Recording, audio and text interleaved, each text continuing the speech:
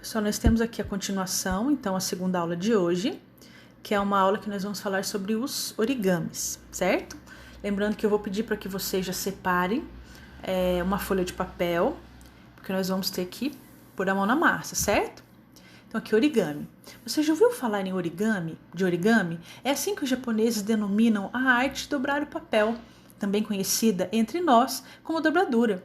A origem do origami é quase tão antiga quanto a do papel, que embora tenha surgido em 105 anos antes de Cristo na China, foi guardado em segredo e só chegou ao Japão no século VI.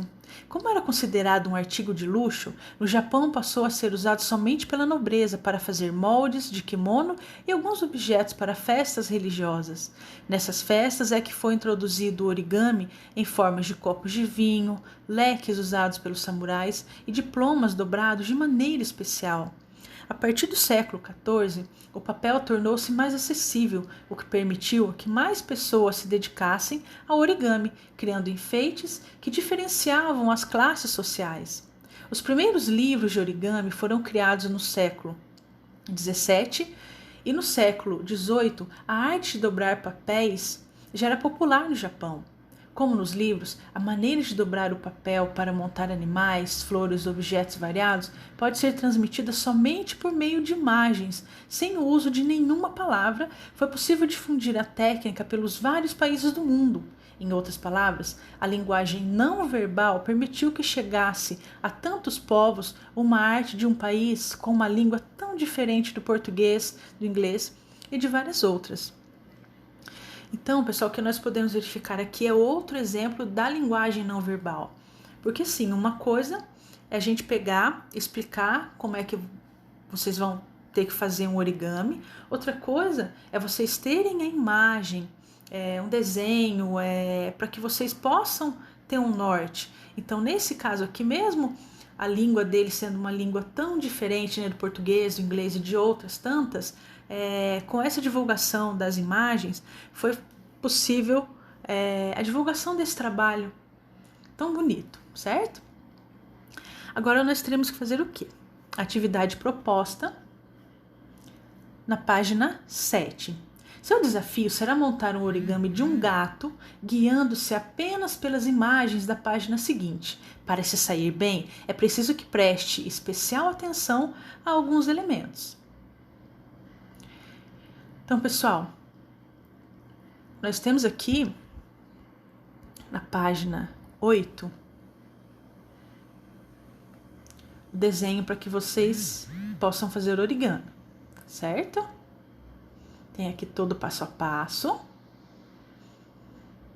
certo? Então, essa vai ser a atividade que nós teremos que fazer na aula de hoje. Vamos fazer a leitura aqui das atividades. Observe a forma da folha de papel, que é a primeira ilustração. Se você não usar exatamente esta forma, não conseguirá chegar ao resultado final mostrado na última figura. O papel tem lados com medidas iguais ou diferentes?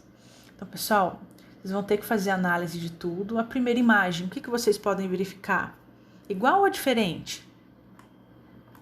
Depois, outras questões. Observe as linhas pontilhadas. Elas indicam o quê? Os desenhos que têm que ser feitos no papel, as dobras a serem feitas ou os recortes feitos com tesoura, certo? Então, para poder realizar essa atividade, vocês vão ter que verificar o que se pede e olhando aqui as imagens, certo? Depois, aqui na 1.5. Se você respondeu corretamente as questões anteriores, já conhece os símbolos usados para indicar as operações de montagem deste origami. Antes de iniciar a montagem, esteja atento a alguns cuidados que podem facilitar o seu trabalho. Manuseie o papel com as mãos limpas para não sujar seu origami. Nas primeiras vezes, você pode errar e ter de refazer o trabalho. Por isso, é aconselhável começar usando papel barato e até mesmo folhas de revista ou jornal. Antes de realizar cada passo, certifique-se de que entendeu as operações que a figura está mostrando. Não tenha pressa para concluir o trabalho. O que importa é observar as imagens com paciência e atenção, pois um erro no meio do processo não vai permitir que você chegue ao resultado final. Depois de executar cada passo, compare o que você obteve com o que a figura mostra. Se não estiver igual, refaça a operação. Para que você consiga montar origamis bem feitos e cada vez mais complexos, é preciso praticar, ou seja, montar o mesmo modelo mais de uma vez, e gradativamente ir aumentando a dificuldade das dobraduras que escolhe. 1.6. Agora, com muita paciência e atenção, monte o origami. No final, além de obter a representação do gato, você terá aprendido um pouco mais sobre a leitura de imagens, habilidade tão importante nos tempos atuais. Pessoal, depois eu vou pedir para vocês que terminarem essa atividade, que postem a foto, certo? Ou pelo WhatsApp, ou que enviem lá no Google Classroom para mim, tá? Lembrando que todas as atividades que nós fazemos são atividades avaliativas, certo? Não se esqueçam disso, ok? Depois nós temos aqui, na página 9, uma continuação também aqui das atividades. Mas eu vou... Isso. Só um instantinho. Ok. 1.7. Se os textos para a montagem do origami fossem substituídos por texto verbal, você imagina que teria mais ou menos facilidade para montar o gato. Por quê? Então, vocês acham que seria mais fácil, de repente, alguém explicar como é que faz, ter alguma instrução escrita? Ou vocês, tendo a imagem como vocês têm aqui, ó, facilita muito mais? Será que não seria complicado descrever essas atividades? Depois nós temos aqui a 1.8. Examine o procedimento indicado na figura 1, que corresponde ao início da montagem da dobradura.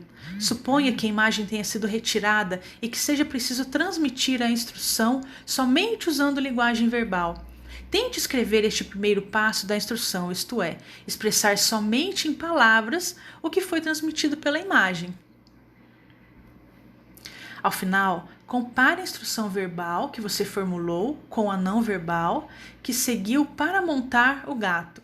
Qual lhe parece mais eficiente, ou seja, mais fácil de entender, mais apropriada para mostrar como montar origami? E por que você chegou a essa conclusão? Certo? Então, as nossas duas aulas de hoje são essas, certo? Lembrando que nós faremos a discussão das atividades durante a aula online. E dessa aula 2, nós temos aqui a atividade, né, que seria a tarefa 21, certo? Então, para o dia de hoje, nós temos a tarefa 20 e a 21, com a entrega delas para a aula de amanhã, certo? Então, aqui a tarefa 20 e a 21, ok? Então, continuaremos nossa aula lá no Google Meet, ok?